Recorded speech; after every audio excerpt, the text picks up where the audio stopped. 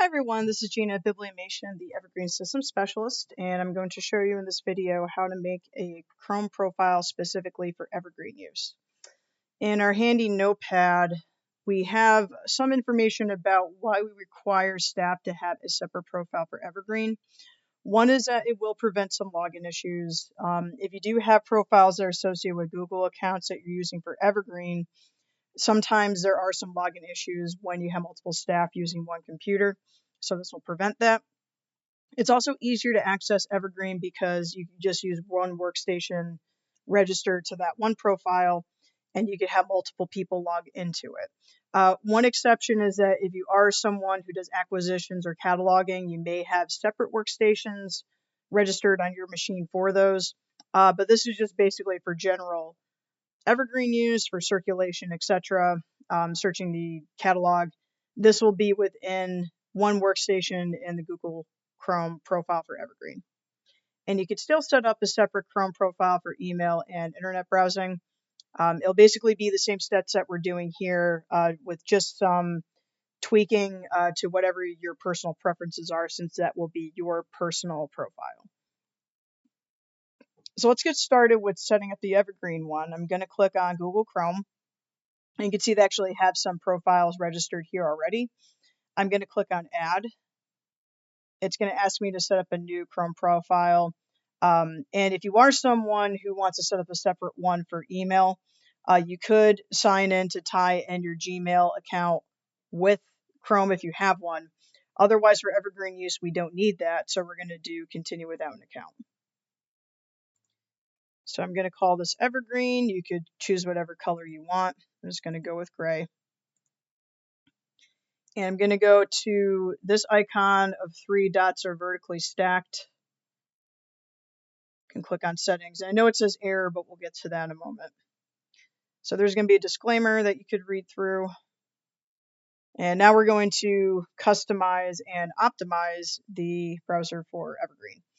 So the first thing I'm going to do under you in Google is customize your your Chrome profile. We did this part already, but you can always change it here.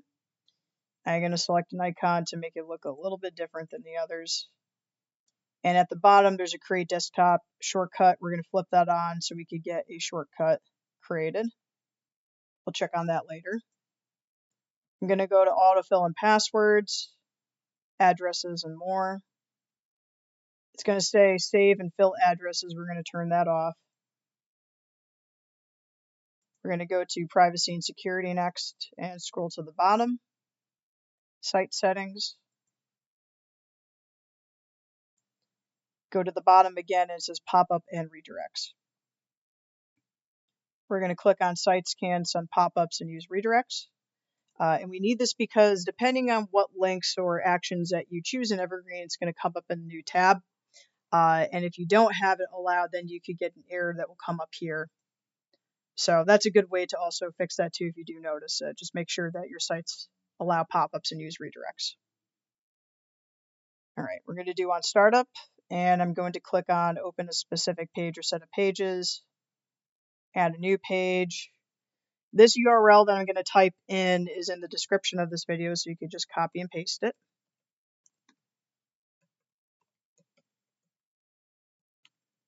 But this is the URL to log into Evergreen with, so that's just adding it as our new home page. I'm going to go to Appearance, and then there's Show Bookmarks bar, and that's just going to expand this so we have a toolbar to save our bookmarks to. Okay, so if you do have a Chrome profile already set up in your computer that has access to Evergreen, and you also use Hatch, if you click on that error message, you'll see new extension added Hatch. And when you click on that, it could say you can enable the extension. So basically, because Chrome is so smart, it's able to import any extensions that you have on other browsers that are not private over to whatever new profile that you set up. So there'll probably be other extensions that come up too, but I would only recommend having Hatch installed on an Evergreen profile, only if you want to use Hatch. If you want to learn more about Hatch, you could submit a help desk ticket and we could give you some instructions and documentation on that. So I'm just going to click enable. And now you'll see this puzzle piece come up, and that's basically our folder for our extensions. I have Hatch enabled on here. All right, I'm going to close this down, and now you're going to see that there's a new shortcut on the desktop. It says Evergreen Chrome. And when I click on it, it brings us to the login page. So if you already have a workstation registered on a different public Chrome profile, it will save that information and bring it over here. Otherwise, you'll have to register a new workstation. And when that happens, it's after login. It'll ask you. And at that point, I would get a staff member who has the workstation permissions. Not everybody has those permissions to create them.